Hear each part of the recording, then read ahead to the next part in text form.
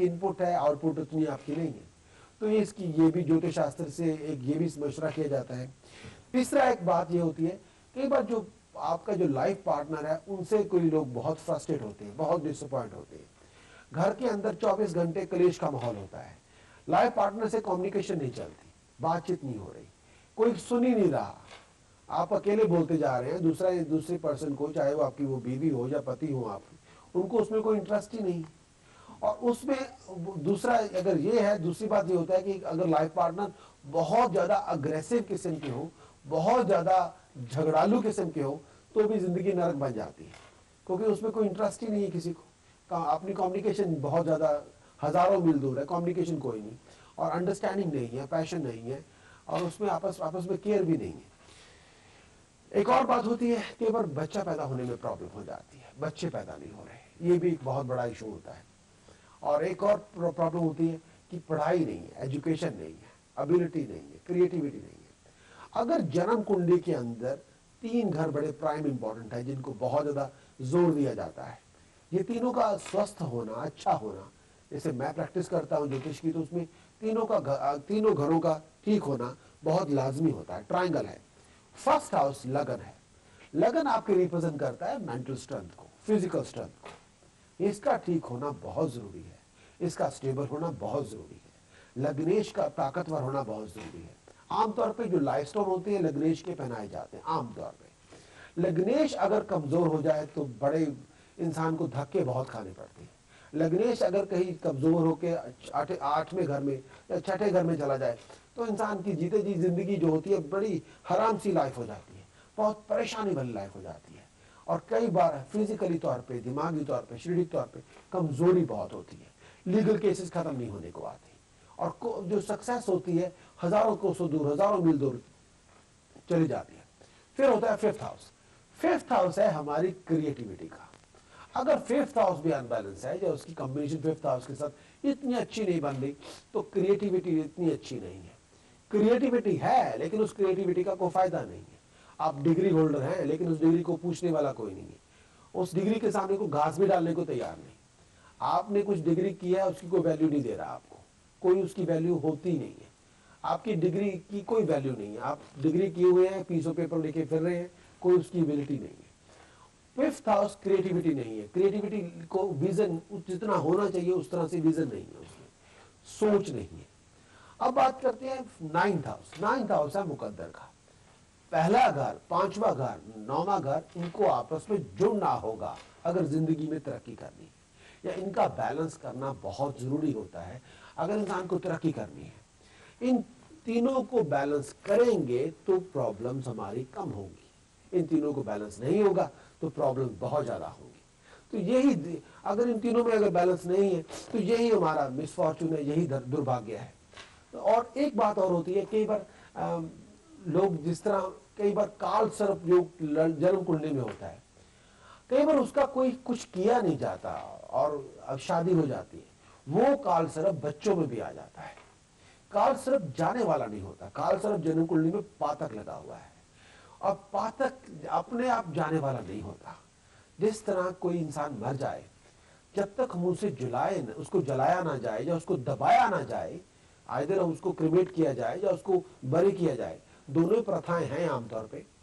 तो इन दोनों प्रथाओं में एक प्रथा को तो आपको अप्लाई करना होगा। अगर वो अपने आप तो उड़ने वाला नहीं है कहीं पे, वो अपने आप तो बॉडी के जाना नहीं है, तो इसमें काल सर्प भी अपने आप जाने वाला में नहीं होता, उसका कोई ना कोई आपको अनुष्ठान करके, कुछ ना कुछ करके उसको निकालना होगा। कलयुग में 5200 से ज्यादा ग्रहण होंगे, और कलयुग के अंदर पहले जितने जितने वक्त चलता जाएगा उतना ज्यादा लोगों की कुंडलियों में पातक भी ज्यादा लगेंगे और कालसर्प योग भी ज्यादा लगेंगे। अब हम चल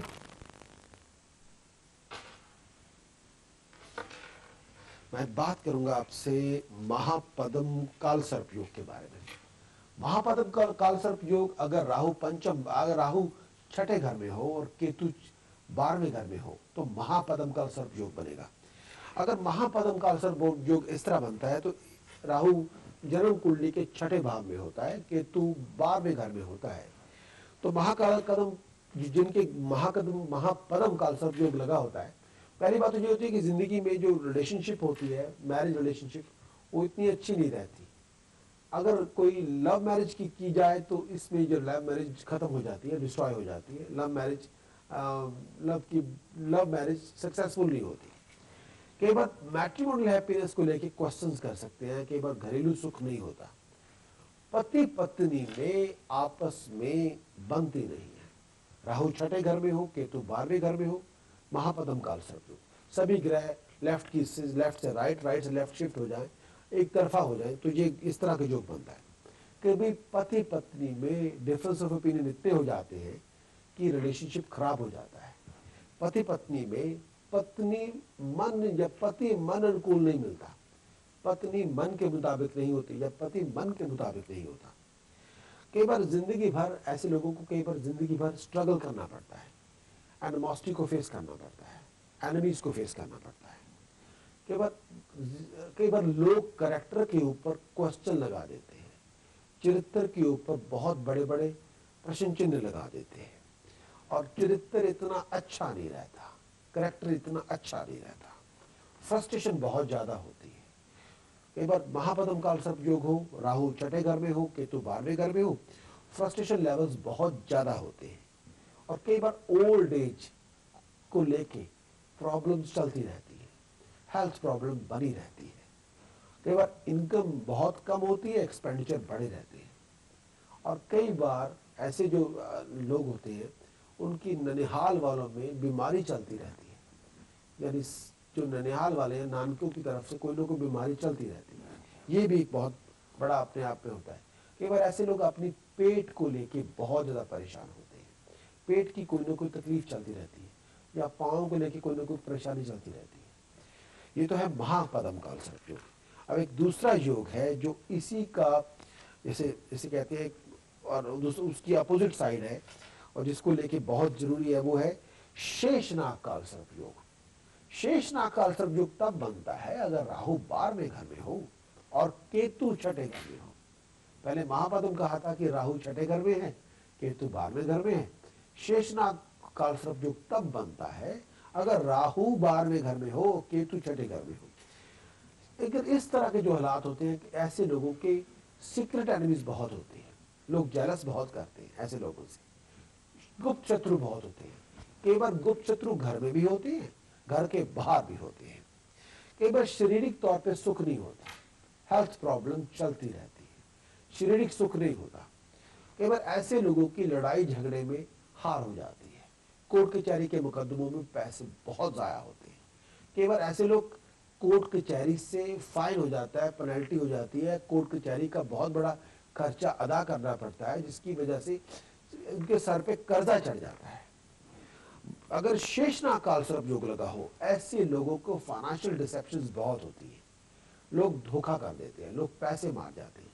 कई बार ऐसे लोगों को जिंदगी में दूसरे लोगों के कर्जे अदा करने पड़ते हैं, खास तौर पे अगर उनकी कोई बहन है उसका, या मौसी है, या बुआ है, उसका कर्जा अदा करना पड़ता है।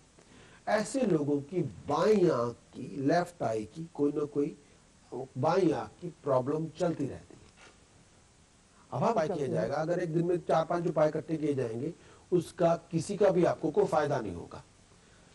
अब हम चलते हैं अगले कॉलर की तरफ, उनसे बात करते हैं। हेलो। लेकिन कुछ ऐसी भी बातें हैं जो मैं आपसे रूबरू करना चाहता हूँ।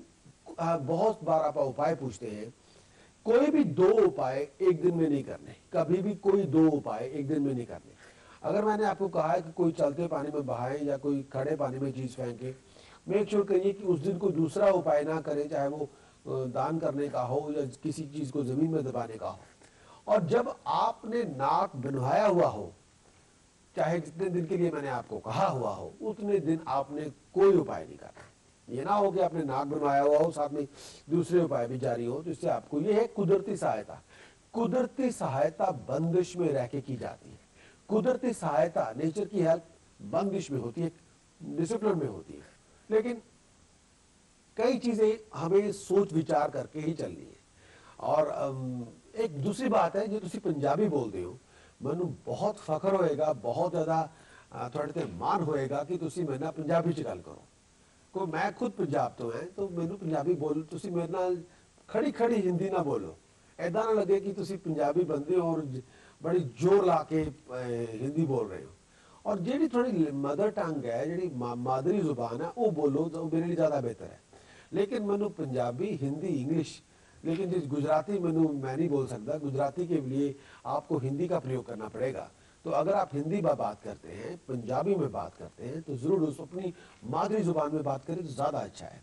तो तुम पंजाबी बोलते हो तो मैं बहुत खुशी होएगी। और ताकि साड़ी जी कॉमेडी इस प्रोग्राम का सब तो ज़्यादा फायदा है कि आप एक दूसरे को समझ सकिए। आप एक दूसरे पर कोई इंप्रैशन थोड़ी पाना है, ये तो मदद है, सहायता है। बेसिक कंसल्टेशन का सैशन चल रहा है, तुम अपने एक हल्के फुल्के माहौल ना एक मैसेज रिकॉर्ड करके अपनी कंसल्टेशन ले सकते हो। सब तो फायदा तो थोड़े लोगों को है। जे तुसी अपनी उहदी इंप्रैशन पाने की बजाय सीधी अपनी गल ते आओ, तुसी पूछना की चाह रहे हो।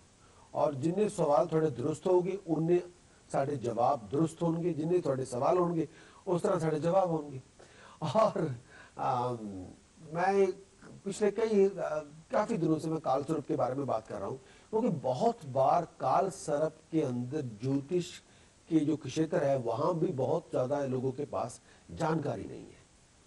और काल सर्प की, क्योंकि मैं चाहता हूँ कि इस काल सर्प के टॉपिक को पूरी तरह से पोस्टमार्टम किया जाए, पूरी तरह से खोला जाए, और एक ताकि आप उसे अच्छी तरह समझ सके कि असल में माजरा क्या है, बात क्या है।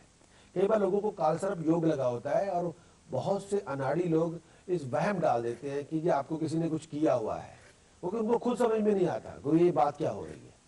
क्योंकि ये जितनी जल्दी आप किसी भी कॉम्प्लिकेशन को एक्नॉलेज करेंगे, उतनी ही आसानी से उसका हल ढूंढने में वो आपकी मदद करेगी।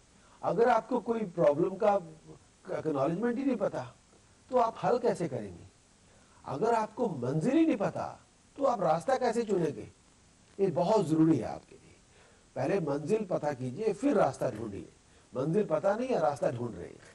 और वहम पालिए मत, इसे टेक्निकली डिफाइन करना पड़ेगा, क्यों है, किस लिए है। और जब ये पता चल जाए ये काल सर्प है क्या, और उसके बाद उसका हल मिलना भी उतना आसान हो जाएगा। लेकिन शॉर्टकट मेथड मत यूज कीजिए। यहाँ बैठे बैठे इंडिया पूजाएं मत करवाएं, उससे कोई फायदा नहीं होने वाला।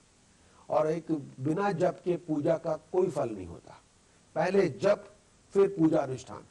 Thank you. अब हम चलते हैं कि कुंडली के अंदर ही हर एक मुश्किल का हल होता है। हम ज्योतिष शास्त्र से उसे बैलेंस कर देते हैं, आपसे शेयर कर लेते हैं। लेकिन बहुत बार कुछ ऐसी बातें भी होती हैं जो सभी लोगों के सामने लाइव शो पे बताई नहीं जा सकती। मैं बहुत बार कोशिश करता हूं कि आपसे बात करूं, आपका मान तो हम रख लेंगे, लेकिन कई बातें ओपन करने, कई बार सभी दुनिया के सामने, पूरा यूरोप हमें देख रहा है, तो कई बार इतनी मुनासिब नहीं होती। तो आज हम, क्योंकि आजकल मैं पिछले कई हफ्तों से बात कर रहा हूं काल सर्प योग के बारे में। काल सर्प योग के बारे में बहुत से सवाल किए जाते हैं। काल सर्प का जो मुख्य कारक है वो है राहु। राहु जो है वो काल सर्प का मुख है, काल सर्प का फेस है। काल सर्प का जो सिर है वो राहु है। राहु उसमें राहु की भूमिका प्रमुख होती है। राहु जन्म कुंडली में कहाँ बैठा हुआ है, किस घर को देख रहा है, और जो जिसके घर में राहु बैठा हुआ है वो ग्रह कहाँ है, उसका बल क्या है, ये चीजों को देखना बहुत जरूरी है। अब राहु की एक प्रमुख भूमिका है। राहु और केतु जन्म कुंडली के अंदर दो ऐसे ग्रह हैं जो उल्टे घूमते हैं। इनकी सभी ग्रहों से जो चलन होता है वो उल्टा होता है। तो राहु अगर लगन में बैठ जाए, लगन में बैठा हुआ, अगर किसी की जन्म कुंडली में राहु लगन में बैठा हुआ हो, तो ऐसे इंसान के आमतौर पे ऐसे लोगों के अंदर अहम बहुत होता है, अहंकार बहुत होता है, मैं बहुत होती है। या ऐसा इंसान राजा होता है या शेर की तरह दहाड़ने वाला हो जाता है। ऐसे लोग कई बार जिद्दी बहुत होते हैं, बातूनी बहुत होते हैं। कई बार उनके मन के अंदर इतने विचार होते हैं, और कई बार सारे विचार इतने अच्छे नहीं होते। उनकी जो थिंकिंग प्रोसेस होती है कई बार इतनी स्वच्छ या इतनी होली नहीं होती। राहु जो लगन में आ जाए, कई बार ऐसे लोग सेल्फ सेंटर्ड बहुत हो जाते हैं, अपने बारे में ज्यादा सोचते हैं। कई बार मन मौजी भी हो जाते हैं, कई बार मलंग किस्म के आदमी भी होते हैं, जॉय बहुत लाइक करते हैं, और कई बार डिजायर्स बहुत हाई होती हैं। ऐसे जो जिनके अगर राहु लगन में हो, ऐसे लोग चौकन्ने